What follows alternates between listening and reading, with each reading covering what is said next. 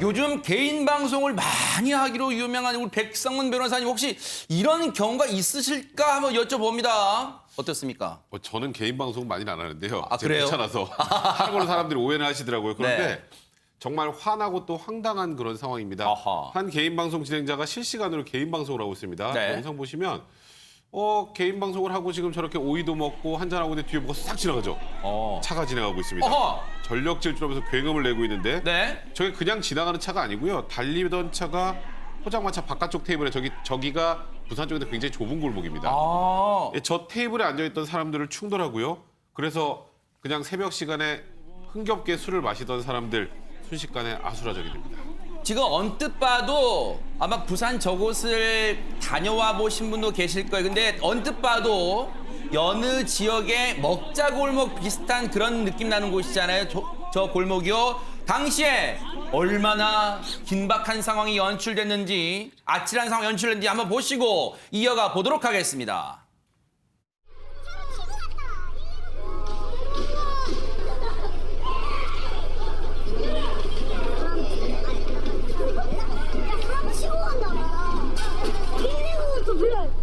포차거리는데 여기서 차 사고 났는데 빨리 좀 보내주이소.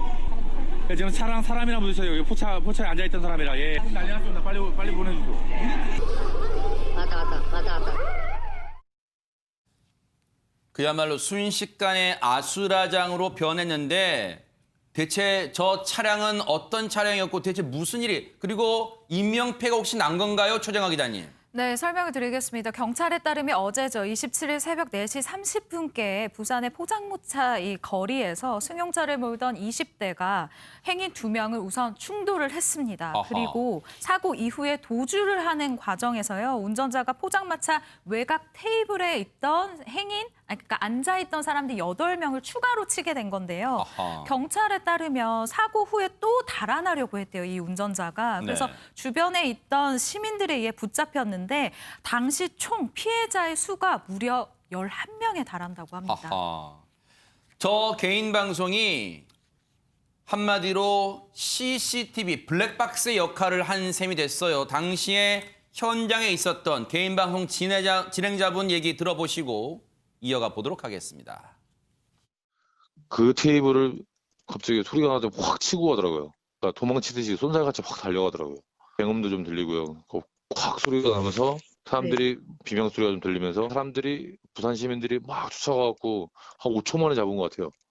사람들 좀 많이 둘러싸여 있고 경찰이랑 119에서 빨리 와갖고 수습이 되게 됐는데 저도 만약에 제가 잘못 앉았으면 거기 치일 뻔했죠. 원래 거기 앉으려고. 저 자동차 질주 정말 생각만 해도 아찔합니다. 그런데 저 상황에서 주변에 계신 시민분들이 달려가서 잡았다는 게 더 대단합니다. 그렇습니다. 오전 4시 반경에 술을 취한 음주운전자예요. 음주운전자가 이제 3명을 태우고 동승자를 태우고 2사람을 치운 다음에 도주를 했습니다. 근데 그걸 보고 시민들이 깜짝 놀랐어요. 놀래가지고 쫓아가가지고 둘러싼 겁니다. 네. 50명 정도가 쫓아왔다고 하는데 그중에 이제 112 신고도 하고 119 신고도 했어요. 네. 경찰에 와서 보니까 음주 측정해 보니까 그 취소 수치가 0.08%거든요. 네. 요걸 넘는 상태로 운전을 한 거죠. 아하. 저 운전자는 어차피 사람을 치고 도망갔으니까 뺑소니가 적용될 거예요. 네. 그리고 3년 이상 징역이라든지 500만 원에서 3천만 원 벌금을 낼 수 있는데 네. 어쨌든 본인이 술을 취했기도 하지만 아마 사람을 치웠으니 겁이 났을 거예요. 네. 그러니까 도주를 했는데 마침 길도 좁고 네. 또 시민들 둘러싸는 바람에 검거가 된 거죠. 네. 저 가해 차량 앞서 보셨어요? 저 운전석에 손잡이가 어떻게 돼 있었는지 보셨죠? 바로 너덜너덜하게 떨어져 있습니다. 이게 왜 이렇게 됐을까요? 바로 이 상황 한번 보시고 이어가 보도록 하겠습니다.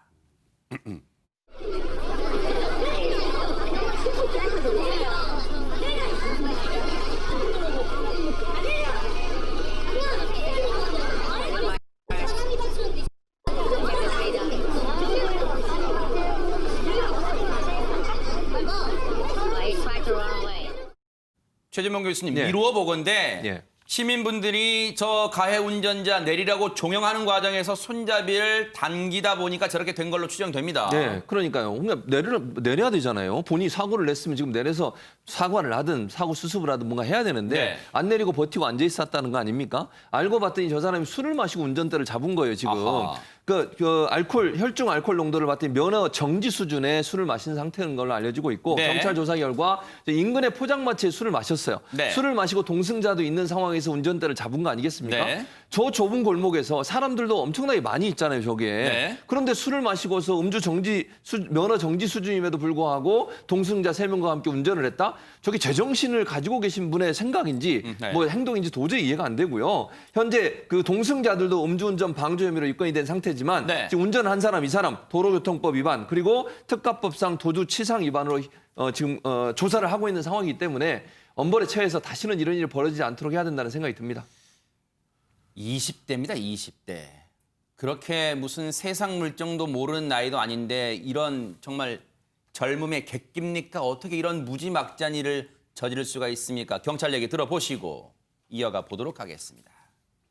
일행들이 같이 술을 마시고 있다가 야가 운전자가 차에서 조금 먼저 와서 잠을 자고 있다가 이제 일행들도 술을 또 먹었겠죠, 그 사이에. 예, 그래갖고 이제 차에 자고 있던 걸 깨워가지고 이제 가자 이랬는데 운행하러 나가다가 그래서 바로 사고가 그렇게 난 거죠.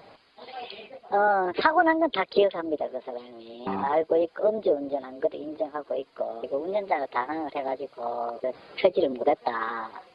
이렇게 이야기를 하고 있죠. 한 사람이 다리 골절상을 당했고, 나머지는 이제 갱상 정도로 받았어요. 장윤미 변호사님, 네. 그나마 천만다행으로 부상자 정도에 그쳐서 물론 저분들도 지금 심각하겠습니다만 사망사고로 이어지지 않은 게 천만다행일 정도로 정말 아찔한 순간이었습니다. 그렇습니다. 이게 굉장히 좁은 골목이었고 차량이 진짜 행인들 아무런 이제 보호 장비 같은 게 없는 상황에서 무차별적으로 사고에 노출이 됐기 때문에 굉장히 큰 사고로 이어질 수 있는 상황이었죠. 더 문제는 자는 사람을 깨워서 야 너가 운전해라라고 이제 요구를 했다는 겁니다. 그렇다면 지금 이 동승자 3명에 대해서도 경찰이 음주운전 방조 혐의로 입건을 했는데 이게 어떤 경우에 따라서는 방조가 아니라 교사범이 될 수도 있어요. 아하, 네. 왜냐하면 실제로 얼마나 그 2차 자리가 길어졌는지 모르겠지만 그 시간 동안 술을 깬다는 보장이 없거든요. 그렇다면 술에 취한 상황이 인지가 되는 상황에서 운전을 시켰다? 그럼 아하. 교사범이면 주범이랑 동일하게 처벌받습니다. 네. 자, 그런가 하면요. 음주운전이 다른 사람의 가장 소중한 순간을 한순간에 망친 그런 일도 있었습니다. 최정아 기자님. 그렇습니다. 25일 오후 9시 6분께 인천시 한 고속도로 4차로에서 40대 여성이 몰던 한 차량이 앞서 있던 이 차량을 들이받게 됩니다. 이로 인해서 피해 차량이 앞으로 밀려나면서 다른 차량 2대를 잇따라 받았고요. 연쇄 추돌이네요. 네, 아하. 보시다시피 3중 추돌이 발생을 했어요. 네. 그런데 이 피해자 중에 얼굴에 부상을 당한 한 명이 사고 다음 날 결혼식을 할 예정인 이 예비 신부인 것으로 아이고, 밝혀져서 세상에. 굉장히 안타까움을 자아내고 있습니다. 사고 낸 운전자, 저 SUV 차량 운전자 결국은 또 술이 왼수였죠? 백성문 변호사님. 헷갈리시네요. 네. 근데 저 마지막 차량이 스스로 인정했어요. 아하. 원래 술을 마시거나 졸음운전 상황에서 가장 문제가 되는 게 제동거리예요. 순간 반응이 늦어질 수밖에 없기 때문에 본인이 술을 많이 마셔서 제동거리를 제대로 인지하지 못했다라고 해서 음주 사실을 시인을 했는데요. 네. 측정을 해보니까 혈중 알코올 농도가 0.08% 이상. 하하. 그러니까 지금은 면허 취소 수치가 0.08% 이상이죠. 그래서 네. 면허 취소 수치인데 일단은 경찰은 음주운전죄로만 입건을 했습니다. 근데 우리가 보통 저러다가 누가 다치면 윤창호법이라는 게 적용이 될 텐데 네. 라고 생각하실 텐데요. 일단은 뭐 뒤에 나오겠습니다만 그 현장에서는 이 피해자가 그래도 경상이었다고 합니다. 이 진단서가 첨부되는 정도가 되면 면허 취소 수치 이상에 대해서 사고가 나면 특가법상 위험운전 치사상이 되기 때문에 네. 일단 사고 상황을 좀 더 파악하고 경찰이 추가로 입건할 계획까지 가지고 있다는 얘기가 나오고 있는 상황입니다. 네. 저곳이 이제 경인고속도로 부평 나들목인데요. 저곳을 가보신 분은 아실 거예요. 4차로에서 이제 본선으로 이제 진입하는 차들이 느린 속도로 대기를 하고 있는데 그걸 뒤에서 들이받았어요. 얼마나 수에 취해서 이 자신의 행동을 제어하지 못했으면 그걸 추돌을 합니까? 그러다 보니까 첫 피해 차량에 있던 분이 바로 다음 날 결혼을 앞둔 예비 신부였다는 거 아니에요. 세상에 이런 날벼락이 있습니까? 경찰 얘기 들어보시고 이어가 보도록 하겠습니다. 앞에 정체 구간에서 그 운전자가 음주 상태에서 앞에 그 정체 구간을 늦게 인지하고 브레이크를 좀 늦게 밟아서 흠이 추돌한다고 그죠. 늦게 봤대요. 혹시 그날은 아프다고 하신 분이 한 분이었는데 지금 며칠 지나니까 좀 추가적으로 좀 아프다 하신 분이 세 분이 좀 늘어났거든요. 3분으로. 하여튼 상처도 좀 있고 외관상에 얼굴에 약간 상처가 있고 그래서 좀 경상으로 좀 파악이 됐는데 지금 이제 또 며칠 또 지나니까 또 좀 추가적으로 아픈 데가 또 좀 더 생기셨나 봐요. 세상에 다른 분도 아니고 그리고 다른 부위도 아니고 예비 신부의 얼굴 다음 날이 결혼식인데 예비 신부 얼굴이 다쳤답니다 지금. 그러니까요. 그 이마하고 눈 주변에 얼굴에 상처가 났다고 그러거든요. 예비 신부라고 하면 내일 이제 결혼해야 되는 거잖아요. 결혼식에서 가장 아름다운 모습을 보여주려고 하는 게 예비 신부의 가장 큰 소망이고 소원이에요. 네. 그래서 대부분 이제 결혼식 하기 전에 신랑도 마찬가지로 신부분들 같은 경우는 열심히 외모를 이렇게 준비를 하시잖아요. 그런데 다음 날 결혼식 할 사람이 이마하고 눈 주변에 얼굴에 상처가 났으니 그 얼굴로 어떻게 식장에 들어갈 수 있겠습니까? 들어갈 수는 있겠지만 그게 얼마나 본인한테는 세상에. 평생도록 아픔으로 남겠냐고요. 네. 그분들 입장에서는 정말 가장 아름다운 웨딩드레스 입고 그걸 통해서 사람들이 가장 예쁜 모습을 보여주고 싶은 그 상황에서 상처가 나가지고 결혼식에 이런 모습으로 들어간다고 하니까 이 사람은 정말로 힘들 거라는 생각이 들어요. 네. 그냥 일반인이 예를 들면 경상 중에 물론 그것도 경상도 문제가 되지만 결혼식을 앞둔 신부 입장에서는 마음 고생도 엄청나게 심했을 거다 이런 생각이 듭니다. 혹시 이 가해 차량 운전자에게 예비 신부 그리고 그 혼주분 입장에서는 결혼식을 망친 거잖아요. 이에 대한 피해 보상도 청구할 수 있나요? 어떻습니까? 일단은 당연하게도 수리비나 이 회사를 못 가게 돼서 영업 손실이 있다든지 매출의 감소가 있다든지 이런 통상적인 손해에 대해서는 배상을 받을 수가 있는데요. 이 가해자, 이 사고를 유발한 운전자 입장에서는 이 결혼식의 신부라는 그 피해자가 신부일 것까지 예상하기는 좀 어려운 부분이 있습니다. 보통 특별 손해라고 해서 특별 손해가 인정되기 위해서는 가해자한테 예견 가능성이라는 게 있어야 되는데요. 네. 예상할 수 있는 범위라면 배상을 해야 되는데 아마 사고를 냈을 그런 불법 행위를 할 당시에 이게 결혼식이 바로 다음 날인 임박한 신부일 거라는 것은 인지하지 못했을 가능성이 커서 아마 결혼식 관련 비용은 배상받지 못할 가능성이 좀 높아 보입니다. 네. 어쨌든요, 음주운전이 앞선 사고와 지금 방금 사고도요, 음주운전이요, 한 사람의 이 인생을 어디까지 송두리째 망칠 수 있는지 여실히 보여주는 그런 경각심을 보여주는 사고였습니다.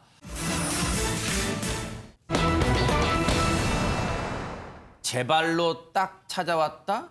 혹시 이런 생각이 드는 그런 사건일 것 같다는 생각도 듭니다. 최정아 기자님. 네, 오늘 새벽입니다. 28일 새벽 2시 50분께 부산시 수영구 한 도로에서 40대 여성이 일명 날치기 범죄를 당하게 되는데요. 아이고, 네. 이 날치기범 같은 경우에는 심야에 집으로 귀가하던 이 여성의 뒤를 따라가서 여성이 들고 있던 명품 가방을 낚아챕니다. 아이고. 그런데 이 가방 안에 현금도 들어있었고요. 노트북도 들어있어서요. 피해 금액만 무려 898만 원에 이르는 상황입니다. 네.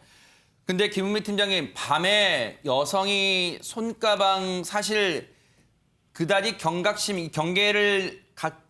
갖추지 않으면 순간적으로 낚아챌 때 그것을 방어하기 쉽지는 않을 것 같아요. 그렇습니다. 일반적으로 여성분들이 가방을 들고 다닐 때 이렇게 껴안고 다니진 않습니다. 그러네요. 들고 다니는데 뒤에 남성이 날치기죠. 가방치기라고 하는데 탁 날치기를 하면 사실 뺏길 수밖에 없어요. 아하. 근데 단지 이제 그 날치기범이 훔쳐 도주했을 때 여성이 신고를 해서 연재서가 신고를 받고 나서는 주변서에 이제 공조서를 하거든요. 네. 그 남자가 도주했기 때문에 그 인근 주변을 순찰차가 수색을 합니다. 아하. 수색을 하다 보면은 수상한 사람이 있으면 검문하지 않습니까? 네. 그래가지고 한 500m 지점에서 네. 그 날치기범을 검거하게 된 거예요. 아하. 그러니까 신고도 빨리 했고 네. 관할서뿐만 아니고 인근 경찰서에서 공조를 해가지고 하다 보니까 순찰차가 아하. 특히 또 뭐 있냐면 이 불을 켜면은 삐약삐약 하지 않습니까? 네, 경광등. 네. 그러면 도주하지 않습니까? 아하. 그러니까 경랑등을 끄고 갔기 때문에 네. 그 날치기범이 몰랐던 거죠. 그래서 공각이 된 겁니다. 근데 최진문 교수님, 예. 경광등만 끈다고 날치기범을 잡는다. 언뜻 이해는 되지 않습니다. 그렇습니다. 이 가방을 날치기 했던 40대 남성 같은 경우에는 처음에는 이제 경찰이 출동을 하니까 숨었어요. 숨어 있다가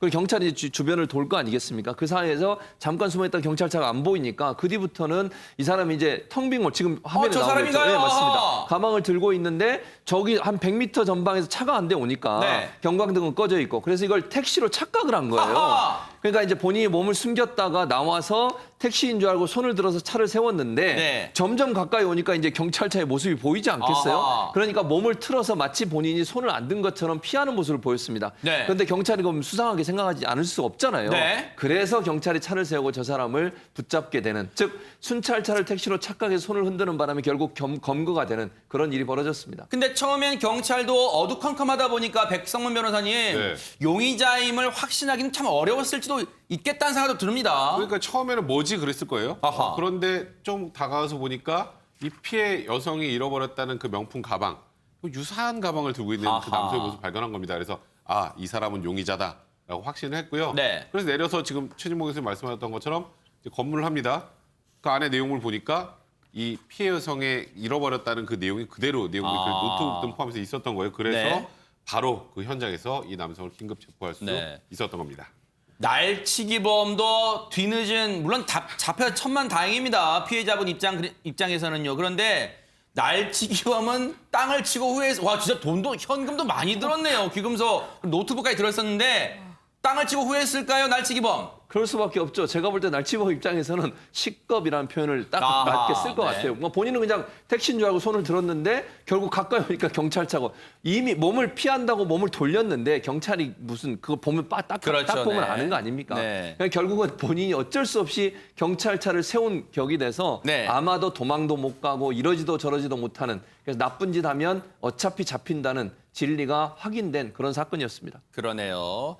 대한민국은 삼면이 바다입니다. 대한민국에서는 절대 도망갈 수가 없어요. 반드시 나쁜 짓을 하면 검거된다는 것을 여실히 보여주는 그런 사건이었습니다.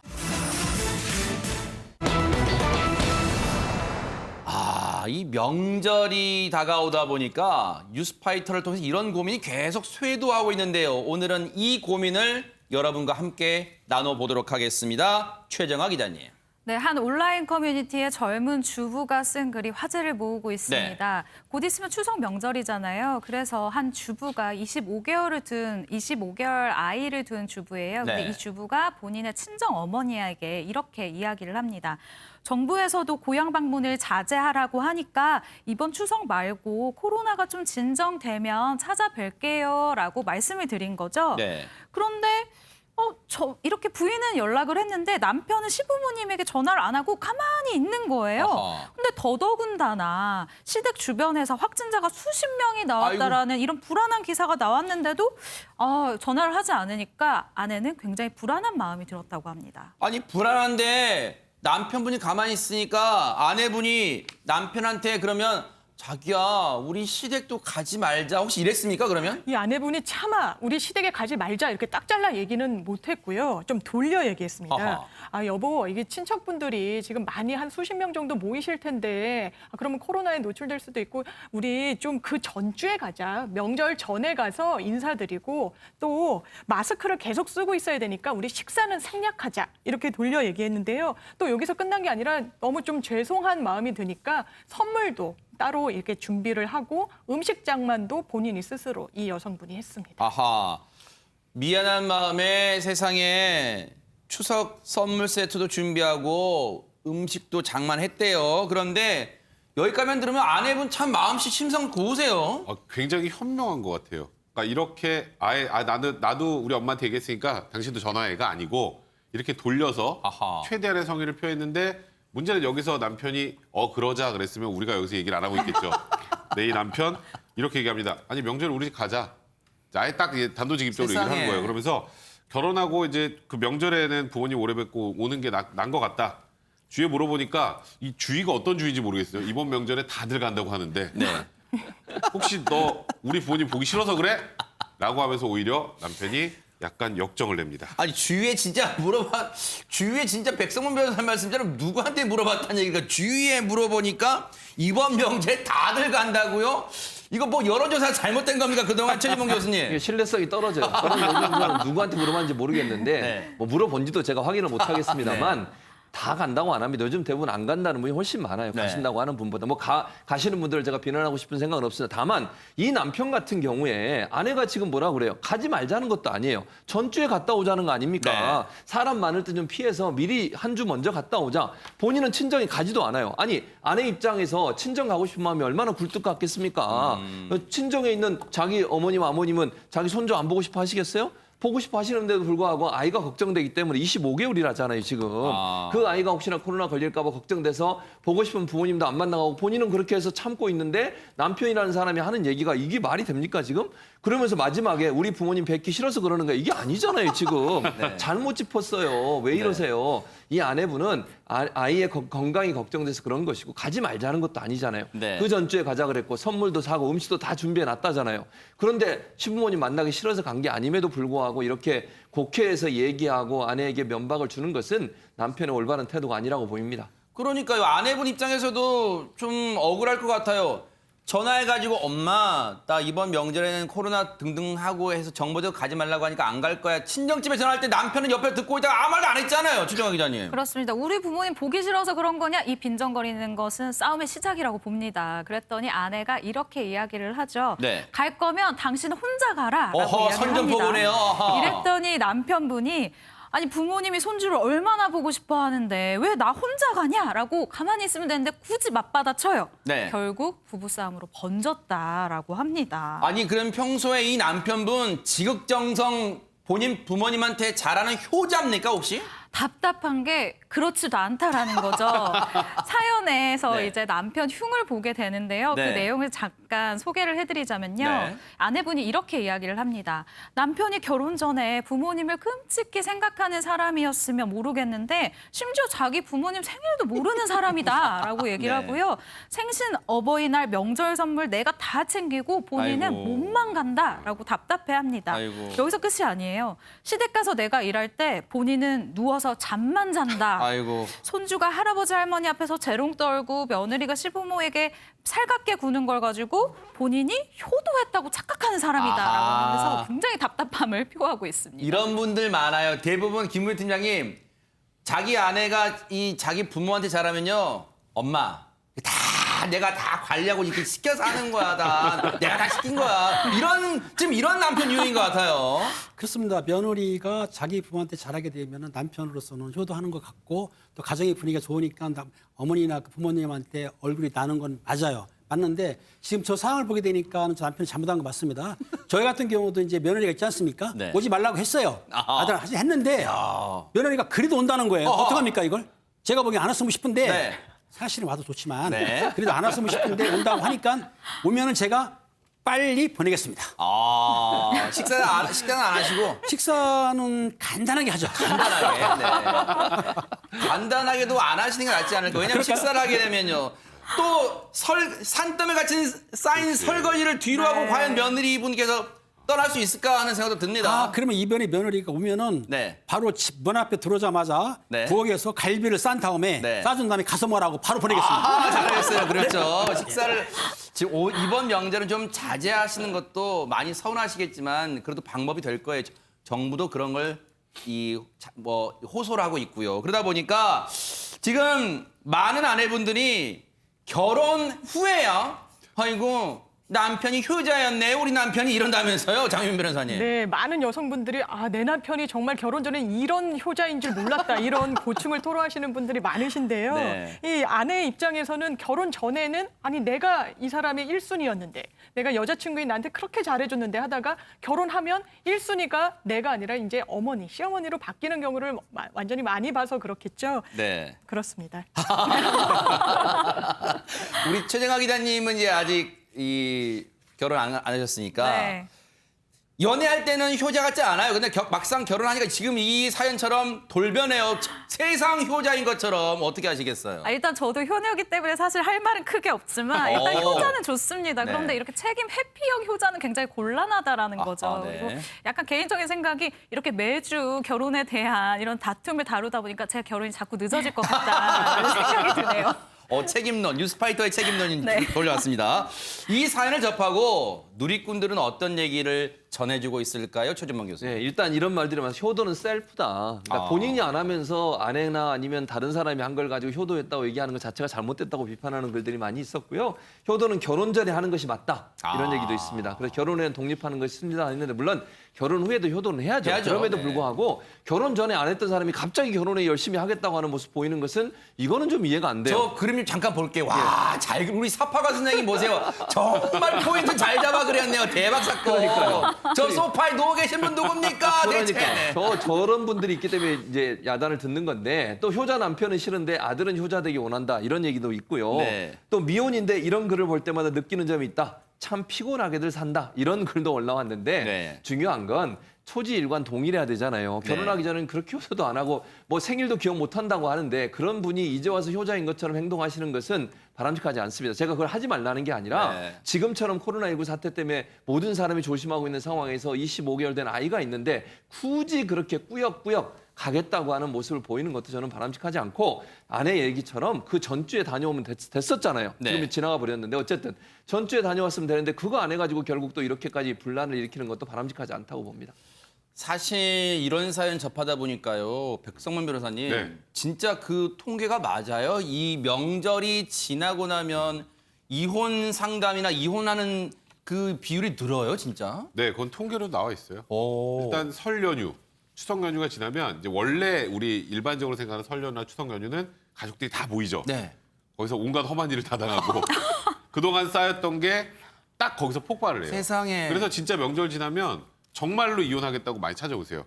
근데 거기서 그동안 쌓였던 거 다 털어놓고 그냥 가시는 분들도 있고요. 안 하고. 근데 확실히 이 추석 연휴에 가족들이 모이면서 이제 여러 가지 문제들이 생기는데 이번 추석은 좀 특이할 것 같아요. 어허. 명절에 모여서 싸우는 게 아니라 간다 안 간다로 싸우다가 그러네요. 이것 때문에 조금 전에도 이게 아니 평소에 효도다라더니 지금 와서 이렇게 생색내려고 지금 이렇게 위험한데 하다가 이제 이걸로 아까 보시면 아시겠지만 싸웠잖아요. 네. 이런 게 감정의 골이 깊어지다 보면 그 전에 있었던 게 쌓여요. 쌓였던 게 이걸로 터져요. 그래서 이번 추석이 지나면 시부모님 때문이 아니라 남편, 아내 때문에 화가 나서 이혼 상담하시는 분들 많으실 것 같네요. 그러네요. 참 어떻게 여러모로 이번 명절은 코로나19가 참 이상한 명절 풍경을 가져다줘서 이래저래 고민이 좀 많은 것 같습니다. 너무너무 안타깝습니다. 당장 6개월의 대장정의 마침표를 끊었습니다. 정말요. 지난주에 밤에 정말로 행복하셨던 분들 많다고 서로 그런 얘기를 하시던데 바로 무슨 얘기냐. 보이스트롯 드디어 결승의 무대가 끝났습니다. 결승전 1, 2, 3위. 자, 여러분께 그 면면을 소개해드리겠습니다. 무대로 만나보시고 이어가 보도록 하겠습니다. 와, 자, 3위 좋은 것입니다. 예. 마지막 무대 끝까지 네. 전부 다 했다는 거에 대해서 너무나 감사하고 영광이고 당신 바로 보이스트롯 최종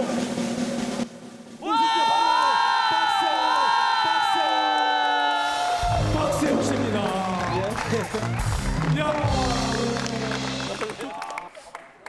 야, 눈물 흘립니다. 박세욱 씨가 지금 우선 부모님이 가장 먼저 생각이 납니다. 예. 진짜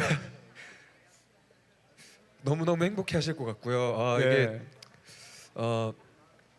너무 기분 좋아 행복해하실 것 같은 마음이 들어서 제가 막 되게 감격스럽네요. 네. 일단 이렇게 결승까지도 올라온 것도 너무 감사했는데 또 탑3까지 올려보내주셔서 너무 감사드리고 2등이어도 저는 엄청 만족합니다.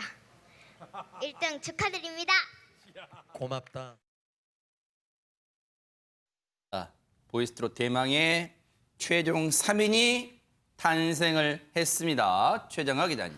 네, 그렇습니다. 보이스트롯이 말씀 주신 것처럼 정말 6개월의 대장정을 마무리하는 그 대망의 결승 듀엣 미션, 개인 미션, 그리고 주제 미션 무대가 펼쳐졌는데요. 네. 이 박빙의 대결 끝에 박세욱 씨가 1위에 뽑혔습니다. 네. 총점이 2,539점이고요. 그리고 김다현 양이 단 4점 차이로 2위에 올랐고요. 4점 차요. 네, 그리고 조문근 씨가 또 3위에 올랐습니다. 네. 박세우 씨 같은 경우는 이번 보이스트롯을 통해서 25년 차 무명 배우 그리고 가수에서 신예 트로트 스타로 등극을 했다라고 저는 보여지는데 네. 사실 요즘 드라마가 시청률이 3%밖에 나오지 않는 시대예요. 그래서 정말 시청률 뽑기가 너무 어렵다라고 이야기를 하는 이 시대에서 이번에 무려 시청률 18.1%가 나왔거든요. 그러니까 트로트 스타가 됐다라는 말이 정말 과언이 아니다라고 이야기를 하고 싶네요. 네. 보이스트롯 1위 왕관을 쓴 박세욱 씨의 개인 무대, 개인 미션 무대 한번 보시고 이어가 보도록 하겠습니다.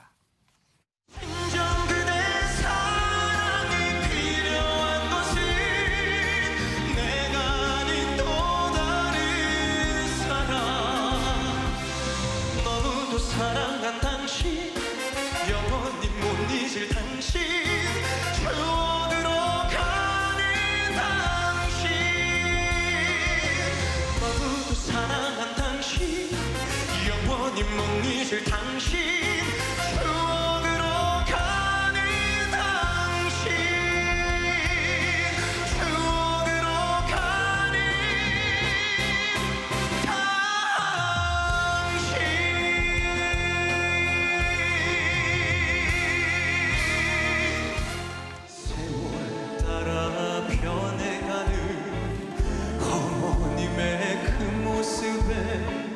이 자식의 가슴 속을 울려줍니다. 어머님, 어머님, 오래오래 살아주세요.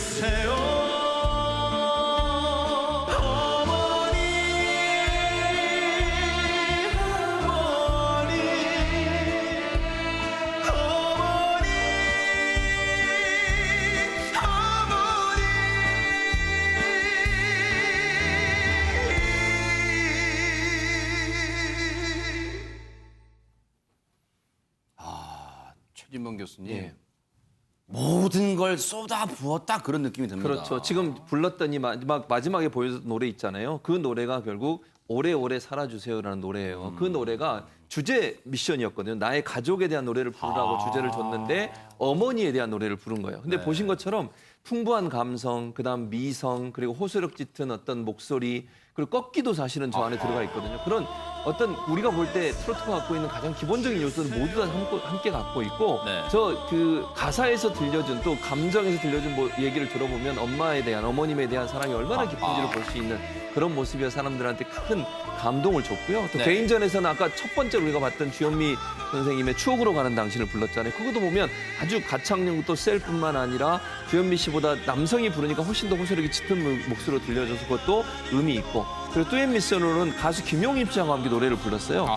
저 꽃 속에 찬란한 빛이라는 노래를 불렀는데 이게 환상의 하모니를 보여줘서 사람들로부터 큰 인기를 얻었고 네. 마지막 결승전에서는 송현섭 씨의 오래오래 살아주세요. 아까 벌써 그 노래를 불렀는데 전체적으로 보면 박세욱 씨가 보여준 그 트로트의 전형적인 모습을 아주 다양하게 여러 곡을 통해서 팔색조의 모습을 가지면서 보여줬다는 점 이런 점들이 사실 우승으로 갈 수 있는 중요한 계기가 되지 않았나 이런 생각이 듭니다. 말씀해 주신 것처럼 결승에서 듀엣 미션, 그러니까 짝을 이루어 부르는 미션에서는요. 박세욱 씨가 정말 트로트의 정말 강자죠.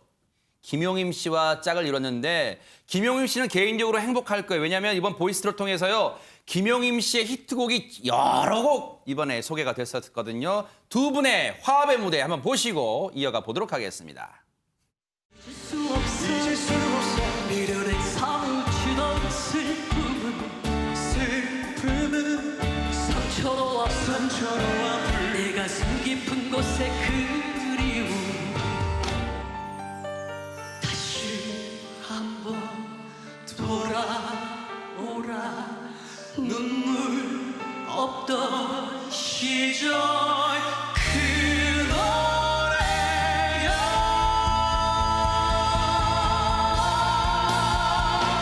찬란한 태양이 빛나는 거리 높이는 마음에 열리는 꿈길 사랑의 기쁨이 샘솟는 곳에 행복의 날개로 활짝 펴라 찬란한 태양이 빛나는 거리 높이는 마음에 열리는 꿈길 사랑의 기쁨이 샘솟는 곳에 행복의 날개로 활짝 펴라 그냥 두 분의 하모니 듣고 있으니까 그냥 시원하다는 느낌이 먼저 듭니다, 김은배 팀장님. 그렇습니다. 그 박경희 씨의 적거 속에 찬란한 빛이 노래 상당히 어려워요. 아하. 일반인들 부르기 힘듭니다.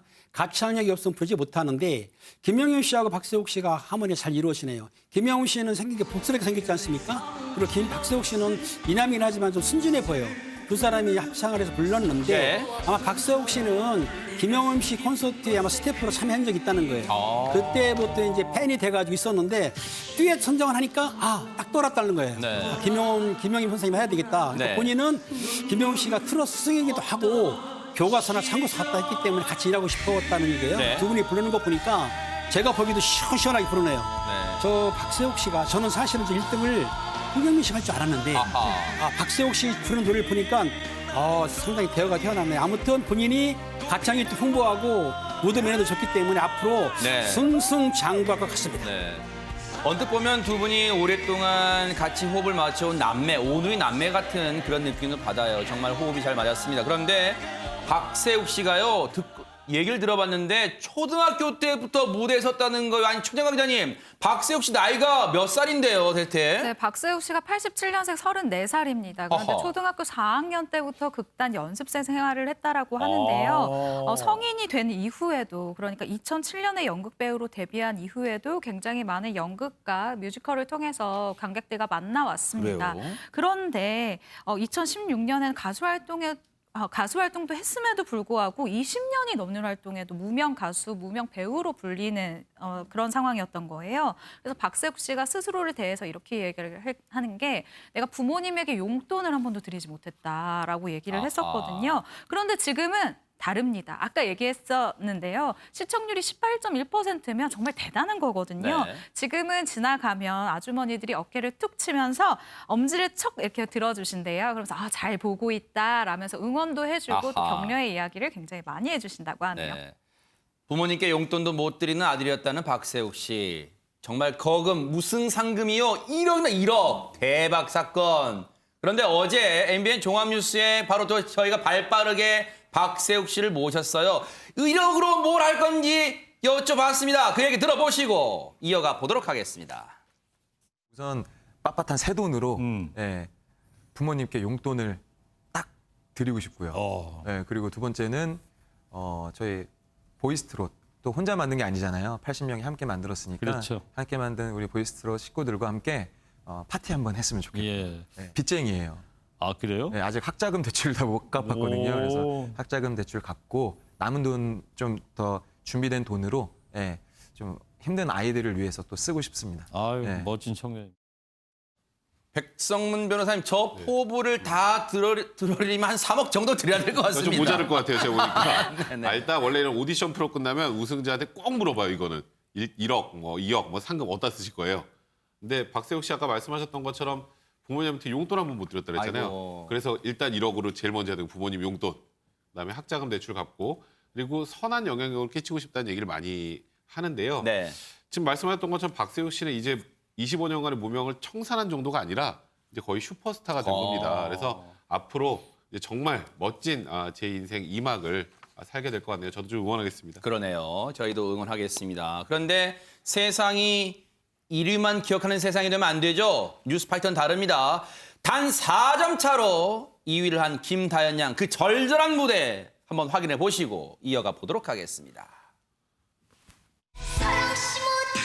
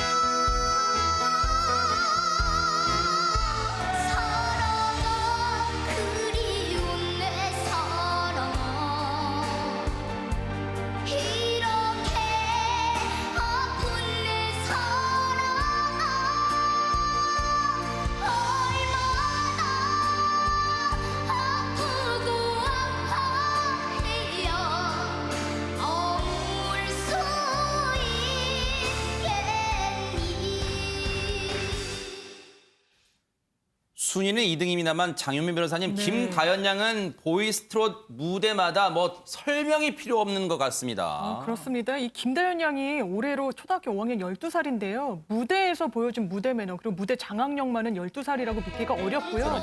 정말 엄청난 집중력으로 이 무대를 다 소화했습니다. 네. 지금 보신 개인전에서 보여준 그 용두사나 이 첫 소절을 부를 때부터 뭐 심사위원뿐만 아니라 뭐 관객들 다 소름이 끼쳤다고 하고요.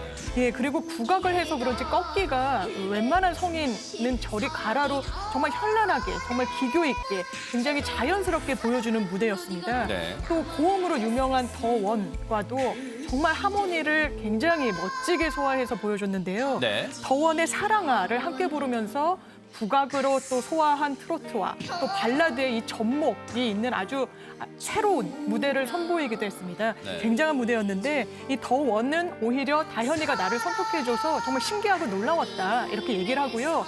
이 사랑아는 굉장히 가사가 좀 어렵죠. 다현 양이 더원에게 삼촌, 내가 사실은 이 가사를 잘 몰라요. 하지만 여러 사람에게 위로가 될 수 있다고 생각했고 부모님에게 들려주고 싶어서 노래를 부르게 됐어요. 라고 이야기했다고 합니다. 더원의 저 노래는요, 사실 웬만한 남자분 흉내 따라하기가 어려운 노래입니다. 고음도 고음입니다만 상당히 기교가 필요한 노래인데 김다연 양이 잘 소화했어요, 듀엣미션. 그런데 결승 무대에서 김다연 양이 오열했답니다. 왜 그랬는지 화면으로 만나보시고 이어가 보도록 하겠습니다. 처녀를 무심히 데리고 간 그 세월이 너무 미워요. 어머니, 그동안 저 키워주시느라 정말 감사했고요.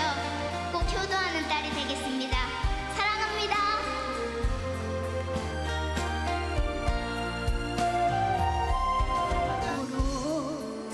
던 작은 아이가 이제 나이를 먹었죠. 세상살이 힘들어 지치는 날이면 듣고 싶은 엄마의 노래 만나고 좋은 건 아니 딸내미 아들내미 키우시며 까맣게 타버린 눈물의 그 세월들을 어떻게 말로 다 할까요? 한 번도 안 울었었는데 울었어요. 아니 무대에서? 가사가 너무 마음에 와닿아가지고 어떤 생각이 나서 그랬어요? 어머니가 힘들게 저 때문에 고생하시는데 그래요. 아이고.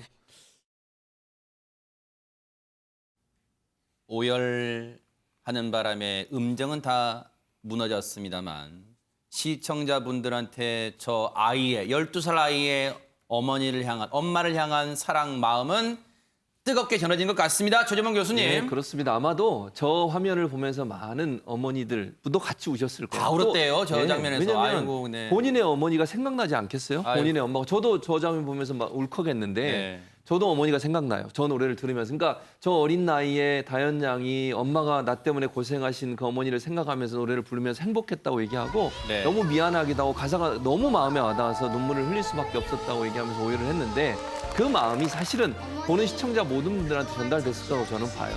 그리고 이제 어머니한테 영상 편지도 보냈는데 그 글이 저는 너무 가슴에 좀 와닿았는데 이렇게 얘기해요. 어머니 저 다연이에요. 그동안 어떻게 이렇게 저 왔다 갔다 해주시고 항상 예뻐해 주시고 사랑해 주셔서 감사드리고 네. 또 이게 마지막 어린이 같은 말인데요. 저번에 화낸 거 정말로 죄송하고 앞으로 효도하는 딸이 되겠습니다. 이 말이 추석을 앞두고 고향에 찾아뵙지 못하는 많은 우리 국민들에게 또 시청자분들에게 같은 마음의 울림으로 왔을 거라는 생각이 들어서 네. 참 어린 나이지만 저 감정 표현이 그러니까. 너무 사람들한테 다가온다 이런 생각이 듭니다. 네.